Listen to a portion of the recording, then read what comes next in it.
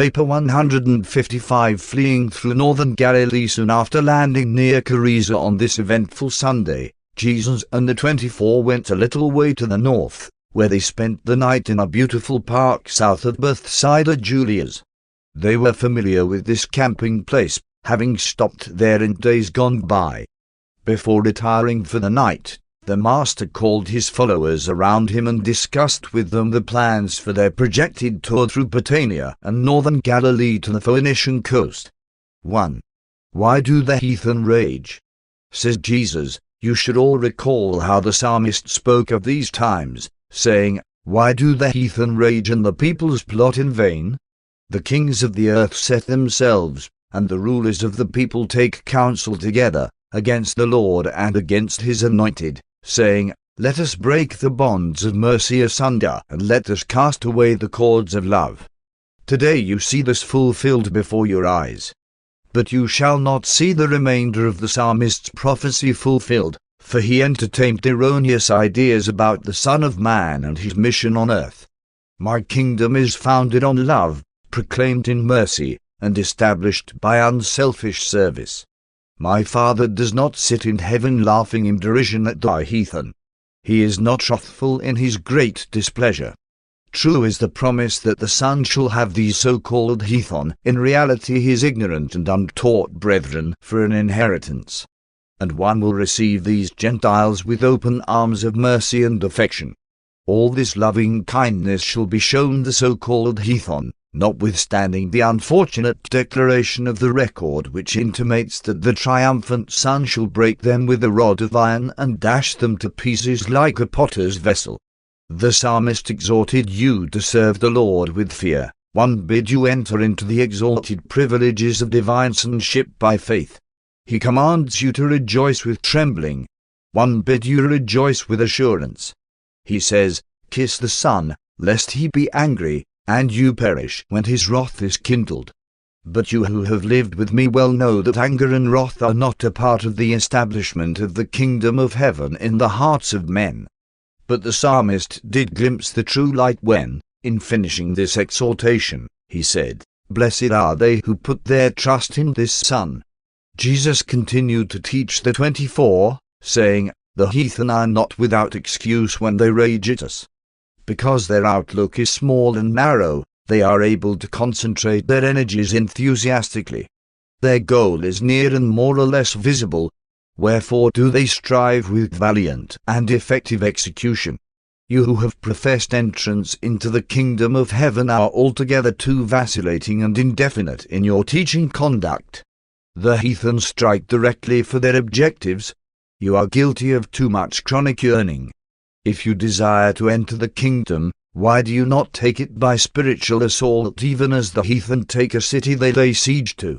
You are hardly worthy of the kingdom when your service consists so largely in an attitude of regretting the past, whining over the present, and vainly hoping for the future. Why do the heathen rage? Because they know not the truth. Why do you languish in futile yearning? Because you obey not the truth. Cease your useless yearning, and go forth bravely doing that which concerns the establishment of the kingdom. In all that you do, become not one-sided and over-specialized. The Pharisees who seek our destruction verily think they are doing God's service. They have become so narrowed by tradition that they are blinded by prejudice and hardened by fear. Consider the Greeks, who have a science without religion, while the Jews have a religion without science. And when men become thus misled into accepting a narrow and confused disintegration of truth, their only hope of salvation is to become truth-coordinated, converted. Let me emphatically state this eternal truth. If you, by truth coordination, learn to exemplify in your lives this beautiful awareness of righteousness, your fellow men will then seek after you that they may gain what you have so acquired. The measure wherewith truth-seekers are drawn to you represents the measure of your truth endowment, your righteousness. The extent to which you have to go with your message to the people is, in a way, the measure of your failure to live the whole or righteous life, the truth-coordinated life. and many other things the Master taught his apostles and the evangelists before they bade him good night and sought rest upon their pillows. 2. The evangelists in Chorazin on Monday morning, May the 23rd, Jesus directed Peter to go over to Chorazin with the 12 evangelists while he, with the 11, departed for Caesarea Philippi, going by way of the Jordan to the Damascus-Capernaum road, thence northeast to the junction with the road to Caesarea Philippi, and then on into that city, where they tarried and taught for 2 weeks. They arrived during the afternoon of Tuesday, May the 24th. Peter and the evangelists sojourned in Chorazin for 2 weeks, preaching the gospel of the kingdom to a small but earnest company of believers. But they were not able to win many new converts. No city of all Galilee yielded so few souls for the kingdom as Chorazin. In accordance with Peter's instructions, the 12 evangelists had less to say about healing, things physical, while they preached and taught with increased vigor the spiritual truths of the heavenly kingdom. These 2 weeks at Chorazin constituted a veritable baptism of adversity for the 12 evangelists in that it was the most difficult and unproductive period in their careers up to this time. Being thus deprived of the satisfaction of winning souls for the kingdom, each of them the more earnestly and honestly took stock of his own soul and its progress in the spiritual paths of the new life. When it appeared that no more people were minded to seek entrance into the kingdom, Peter, on Tuesday, June the 7th, called his associates together and departed for Caesarea Philippi to join Jesus and the apostles. They arrived about noontime on Wednesday and spent the entire evening in rehearsing their experiences among the unbelievers of Chorazin. During the discussions of this evening, Jesus made further reference to the parable of the sower and taught them much about the meaning of the apparent failure of life undertakings. 3.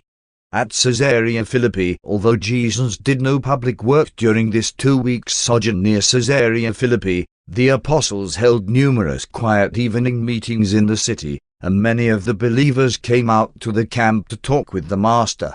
Very few were added to the group of believers as a result of this visit. Jesus talked with the apostles each day, and they more clearly discerned that a new phase of the work of preaching the kingdom of heaven was now beginning.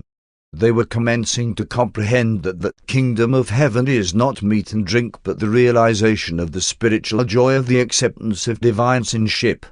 The sojourn at Caesarea Philippi was a real test to the 11 apostles. It was a difficult 2 weeks for them to live through. They were well nigh depressed, and they missed the periodic stimulation of Peter's enthusiastic personality. In these times it was truly a great and testing adventure to believe in Jesus and go forth to follow after him. Though they made few converts during these 2 weeks, they did learn much that was highly profitable from their daily conferences with the Master. The apostles learned that the Jews were spiritually stagnant and dying because they had crystallized truth into a creed. That when truth becomes formulated as a boundary line of self-righteous exclusiveness instead of serving as signposts of spiritual guidance and progress, such teachings lose their creative and life-giving power and ultimately become merely preservative and fossilizing. Increasingly they learned from Jesus to look upon human personalities in terms of their possibilities in time and in eternity.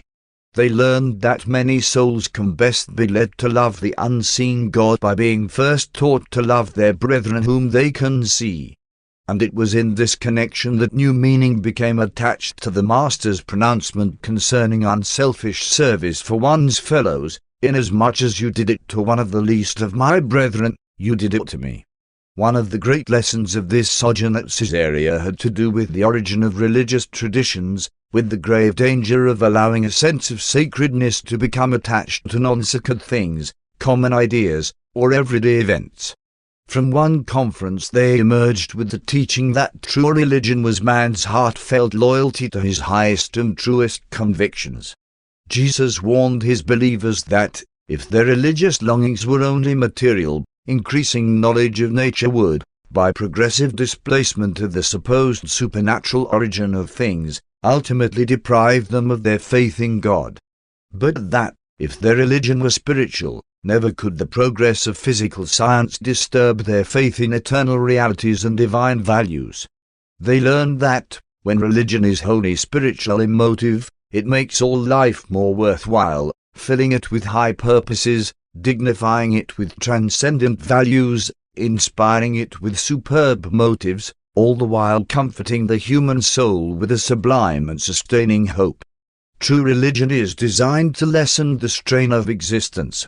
It releases faith and courage for daily living and unselfish serving. Faith promotes spiritual vitality and righteous fruitfulness. Jesus repeatedly taught his apostles that no civilization could long survive the loss of the best in its religion.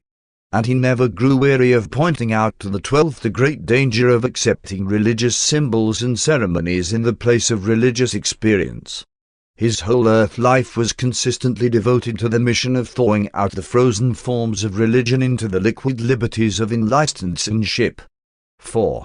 On the way to Phoenicia on Thursday morning, June the 9th, after receiving word regarding the progress of the kingdom brought by the messengers of David from Bethsaida, this group of 25 teachers of truth left Caesarea Philippi to begin their journey to the Phoenician coast. They passed around the marsh country, by way of Luz, to the point of junction with the Magdala-Mount Lebanon Trail Road, thence to the crossing with the road leading to Sidon, arriving there Friday afternoon.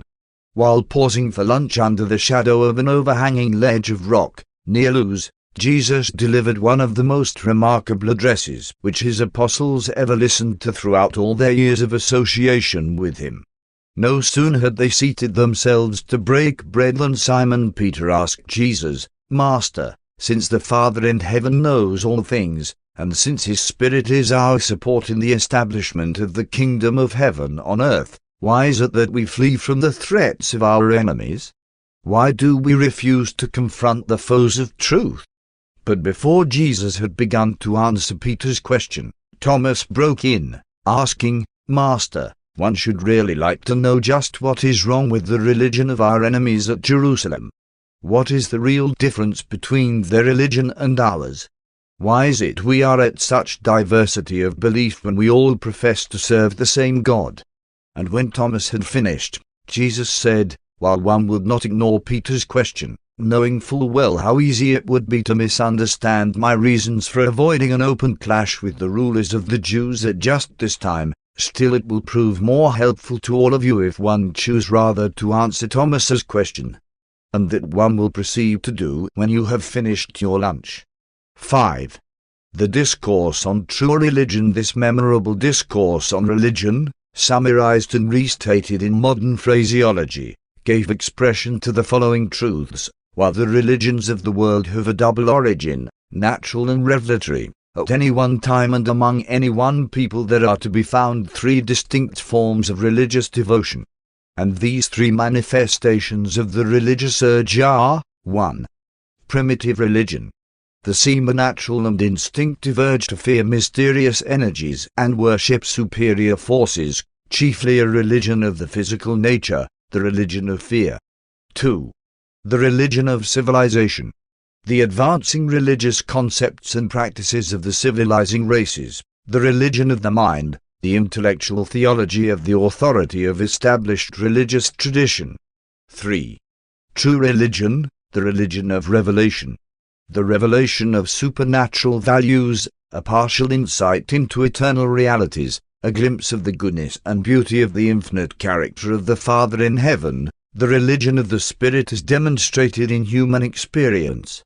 The religion of the physical senses and the superstitious fears of natural man, the Master refused to belittle, though he deplored the fact that so much of this primitive form of worship should persist in the religious forms of the more intelligent races of mankind. Jesus made it clear that the great difference between the religion of the mind and the religion of the Spirit is that, while the former is upheld by ecclesiastical authority, the latter is wholly based on human experience. And then the Master, in his hour of teaching, went on to make clear these truths, until the races become highly intelligent and more fully civilized, there will persist many of those childlike and superstitious ceremonies which are so characteristic of the evolutionary religious practices of primitive and backward peoples. Until the human race progresses to the level of a higher and more general recognition of the realities of spiritual experience, large numbers of men and women will continue to show a personal preference for those religions of authority which require only intellectual assent, in contrast to the religion of the Spirit, which entails active participation of mind and soul in the faith adventure of grappling with the rigorous realities of progressive human experience. The acceptance of the traditional religions of authority presents the easy way out for man's urge to seek satisfaction for the longings of his spiritual nature. The settled, crystallized, and established religions of authority afford a ready refuge to which the distracted and distraught soul of man may flee when harassed by fear and tormented by uncertainty. Such a religion requires of its devotees, as the price to be paid for its satisfactions and assurances, only a passive and purely intellectual assent. And for a long time there will live on earth those timid, fearful, and hesitant individuals who will prefer thus to secure their religious consolations, even though, in so casting their lot with the religions of authority, they compromise the sovereignty of personality, debase the dignity of self-respect, and utterly surrender the right to participate in that most thrilling and inspiring of all possible human experiences, the personal quest for truth, the exhilaration of facing the perils of intellectual discovery, the determination to explore the realities of personal religious experience, the supreme satisfaction of experiencing the personal triumph of the actual realization of the victory of spiritual faith over intellectual doubt as it is honestly won in the supreme adventure of all human existence, man seeking God, for himself and as himself, and finding him. The religion of the Spirit means effort, struggle, conflict, faith, determination, love, loyalty, and progress. The religion of the mind, the theology of authority, requires little or none of these exertions from its formal believers. Tradition is a safe refuge and an easy path for those fearful and half-hearted souls who instinctively shun the spirit struggles and mental uncertainties associated with those faith voyages of daring adventure out upon the high seas of unexplored truth in search for the farther shores of spiritual realities as they may be discovered by the progressive human mind and experienced by the evolving human soul. And Jesus went on to say, at Jerusalem the religious leaders have formulated the various doctrines of their traditional teachers and the prophets of other days into an established system of intellectual beliefs, a religion of authority. The appeal of all such religions is largely to the mind.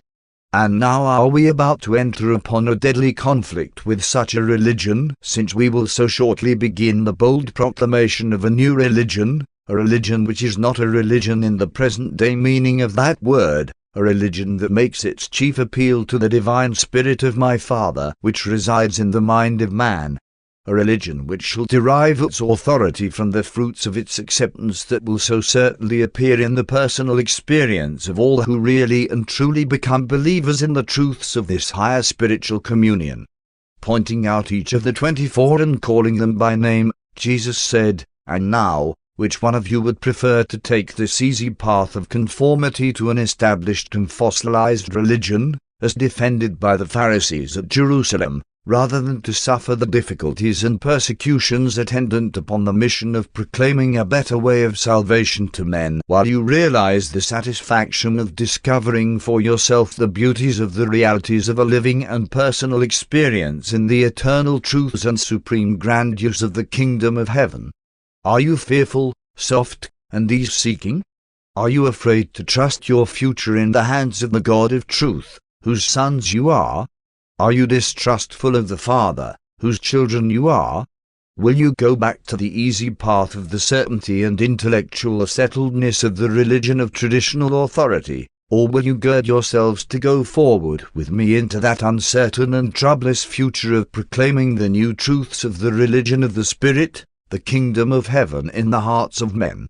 All 24 of his hearers roused to their feet, intending to signify their united and loyal response to this, one of the few emotional appeals which Jesus ever made to them. But he raised his hand and stopped them, saying, "Go now apart by yourselves, each man alone with the Father, and there find the unemotional answer to my question, and having found such a true and sincere attitude of soul, speak that answer freely and boldly to my Father and your Father, whose infinite life of love is the very spirit of the religion we proclaim." The evangelists and apostles went apart by themselves for a short time. Their spirits were uplifted, their minds were inspired, and their emotions mightily stirred by what Jesus had said. But when Andrew called them together, the Master said only, "Let us resume our journey. We go into Phoenicia to tarry for a season, and all of you should pray the Father to transform your emotions of mind and body into the higher loyalties of mind and the more satisfying experiences of the Spirit." As they journeyed on down the road, the 24 were silent, but presently they began to talk one with another, and by 3 o'clock that afternoon they could not go farther. They came to a halt, and Peter, going up to Jesus, said, "Master, you have spoken to us the words of life and truth. We would hear more. We beseech you to speak to us further concerning these matters." 6. The second discourse on religion. And so, while they paused in the shade of the hillside, Jesus continued to teach them regarding the religion of the Spirit, in substance saying, "You have come out from among those of your fellows who choose to remain satisfied with a religion of mind, who crave security and prefer conformity. You have elected to exchange your feelings of authoritative certainty for the assurances of the spirit of adventurous and progressive faith. You have dared to protest against the grueling bondage of institutional religion and to reject the authority of the traditions of record which are now regarded as the Word of God. Our Father did indeed speak through Moses, Elijah, Isaiah, Amos, and Hosea, but he did not cease to minister words of truth to the world when these prophets of old made an end of their utterances. My Father is no respecter of races or generations, in that the word of truth is vouchsafed one age and withheld from another. Commit not the folly of calling that divine which is wholly human, and fail not to discern the words of truth which come not through the traditional oracles of supposed inspiration. One have called upon you to be born again, to be born of the Spirit.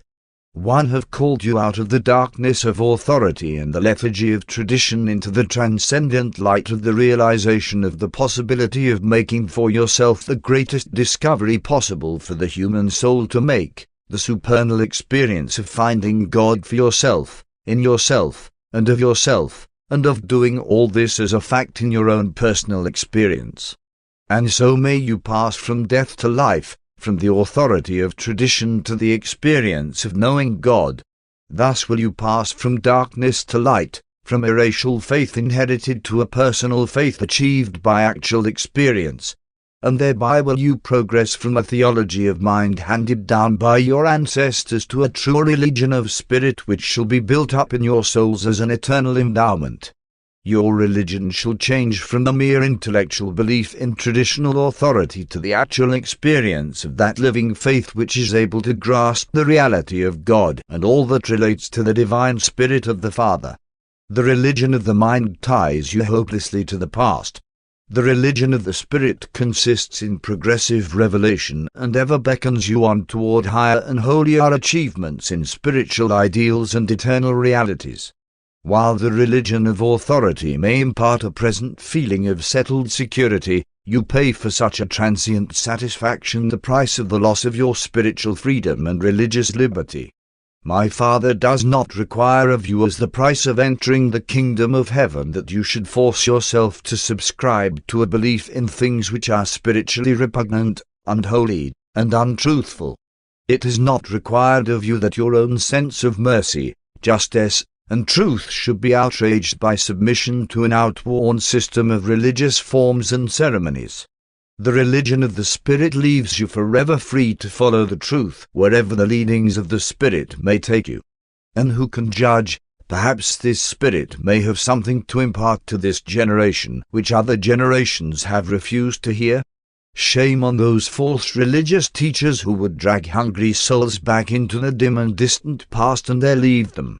And so are these unfortunate persons doomed to become frightened by every new discovery, while they are discomfited by every new revelation of truth.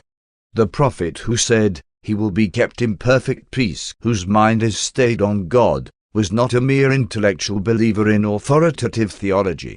This truth-knowing human had discovered God. He was not merely talking about God. One admonish you to give up the practice of always quoting the prophets of old and praising the heroes of Israel, and instead aspire to become living prophets of the Most High and spiritual heroes of the coming kingdom. To honor the God-knowing leaders of the past may indeed be worthwhile, but why, in so doing, should you sacrifice the supreme experience of human existence, finding God for yourselves and knowing Him in your own souls? Every race of mankind has its own mental outlook upon human existence. Therefore must the religion of the mind ever run true to these various racial viewpoints. Never can the religions of authority come to unification. Human unity and mortal brotherhood can be achieved only by and through the superior endowment of the religion of the Spirit. Racial minds may differ, but all mankind is indwelt by the same divine and eternal Spirit. The hope of human brotherhood can only be realized when, and as, the divergent mind religions of authority become impregnated with, and overshadowed by, the unifying and ennobling religion of the Spirit, the religion of personal spiritual experience. The religions of authority can only divide men and set them in conscientious array against each other. The religion of the Spirit will progressively draw men together and cause them to become understandingly sympathetic with one another. The religions of authority require of men uniformity in belief, but this is impossible of realization in the present state of the world. The religion of the Spirit requires only unity of experience, uniformity of destiny, making full allowance for diversity of belief. The religion of the Spirit requires only uniformity of insight, not uniformity of viewpoint and outlook. The religion of the Spirit does not demand uniformity of intellectual views, only unity of spirit feeling. The religions of authority crystallize into lifeless creeds. The religion of the Spirit grows into the increasing joy and liberty of ennobling deeds of loving service and merciful ministration. But watch, lest any of you look with disdain upon the children of Abraham, because they have fallen on these evil days of traditional barrenness. Our forefathers gave themselves up to the persistent and passionate search for God, and they found Him as no other whole race of men have ever known Him since the times of Adam, who knew much of this as he was himself a son of God. My Father has not failed to mark the long and untiring struggle of Israel, ever since the days of Moses, to find God and to know God. For weary generations the Jews have not ceased to toil, sweat, groan, travail, and endure the sufferings and experience the sorrows of a misunderstood and despised people, all in order that they might come a little nearer the discovery of the truth about God. And, notwithstanding all the failures and falterings of Israel, our fathers progressively, from Moses to the times of Amos and Hosea, did reveal increasingly to the whole world an ever clearer and more truthful picture of the eternal God. And so was the way prepared for the still greater revelation of the Father, which you have been called to share. Never forget there is only one adventure which is more satisfying and thrilling than the attempt to discover the will of the living God, and that is the supreme experience of honestly trying to do that divine will. And fail not to remember that the will of God can be done in any earthly occupation. Some callings are not holy and others secular. All things are sacred in the lives of those who are Spirit-led, that is, subordinated to truth, ennobled by love, dominated by mercy, and restrained by fairness, justice. The Spirit which my Father and one shall send into the world is not only the Spirit of truth, but also the spirit of idealistic beauty. You must cease to seek for the Word of God only on the pages of the olden records of theological authority. Those who are born of the Spirit of God shall henceforth discern the Word of God regardless of whence it appears to take origin. Divine truth must not be discounted because the channel of its bestowal is apparently human. Many of your brethren have minds which accept the theory of God, while they spiritually fail to realize the presence of God. And that is just the reason why one have so often taught you that the kingdom of heaven can best be realized by acquiring the spiritual attitude of a sincere child. It is not the mental immaturity of the child that one commend to you, but rather the spiritual simplicity of such an easy-believing and fully trusting little one. It is not so important that you should know about the fact of God as that you should increasingly grow in the ability to feel the presence of God. When you once begin to find God in your soul, presently you will begin to discover Him in other men's souls, and eventually in all the creatures and creations of a mighty universe. But what chance does the Father have to appear as a God of supreme loyalties and divine ideals in the souls of men who give little or no time to the thoughtful contemplation of such eternal realities? While the mind is not the seat of the spiritual nature, it is indeed the gateway thereto. But do not make the mistake of trying to prove to other men that you have found God. You cannot consciously produce such valid proof, albeit there are two positive and powerful demonstrations of the fact that you are God-knowing, and they are, 1. The fruits of the Spirit of God showing forth in your daily routine life. 2. The fact that your entire life plan furnishes positive proof that you have unreservedly risked everything you are and have on the adventure of survival after death in the pursuit of the hope of finding the God of eternity, whose presence you have foretasted in time. Now, mistake not, my Father will ever respond to the faintest flicker of faith. He takes note of the physical and superstitious emotions of the primitive man. And with those honest but fearful souls whose faith is so weak that it amounts to little more than an intellectual conformity to a passive attitude of assent to religions of authority, the Father is ever alert to honor and foster even all such feeble attempts to reach out for Him. But you who have been called out of darkness into the light are expected to believe with a whole heart. Your faith shall dominate the combined attitudes of body, mind, and spirit. You are my apostles, and to you religion shall not become a theologic shelter to which you may flee in fear of facing the rugged realities of spiritual progress and idealistic adventure, but rather shall your religion become the fact of real experience, which testifies that God has found you, idealized, ennobled, and spiritualized you, and that you have enlisted in the eternal adventure of finding the God who has thus found and sonshiped you. And when Jesus had finished speaking, he beckoned to Andrew and, pointing to the west toward Phoenicia, said, "Let us be on our way."